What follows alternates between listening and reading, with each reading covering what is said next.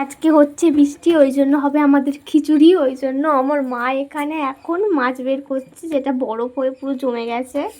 কারণ আমরা দুটো লোক, আমাদের বাজার যাওয়ার কেউ নেই, ওই জন্য আমরা মাছ এনে খিচুড়ির ভাজাভুজি সব কাটা হয়ে গেছে, কিন্তু আমার মায়ের এখন মনে পড়লো আমার মা খিচুড়ির আলুই কাটেনি। আমরা আজকে আলু ছাড়া খিচুড়ি খাবো। এখন আমার মা ওই জন্য আলু। বাইরে হচ্ছে বৃষ্টি আর এখানে হচ্ছে খিচুড়ির জন্য মুগের ডাল ভাজা, এখানে আছে আলু কাটা, এখানে আছে পটল কাটা, এগুলো হবে ভাজা। আলু ভাজা পটল ভাজা হয়ে গেছে, মাছ ভাজা হচ্ছে। রাত থেকে এত বৃষ্টি হয়েছে, এদিকের মাঠগুলোতে সব জল জমে গেছে, সারাদিন ধরেই বৃষ্টি হয়ে যায়। খিচুড়ির মশলা কষানো, আর এখানে চাল আর ডাল ফুটছে। আর মশলা থেকে তেলটা ছেড়ে গেছে, এই যে এবার আমি চাল আর যে ডালটা সেদ্ধ হচ্ছে ওটা আমি দিয়ে দেবো।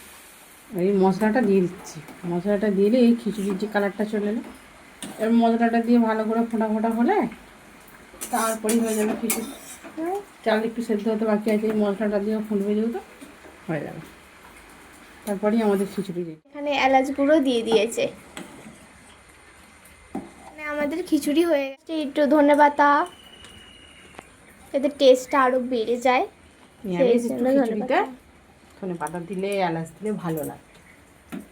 আমাদের দুপুরের মেনু খিচুড়ি, আলু ভাজা, পটল ভাজা, কালকের একটা বাসি বেসমের বড়া, মাছ ভাজা, আর এখানে আছে কুলের আচার।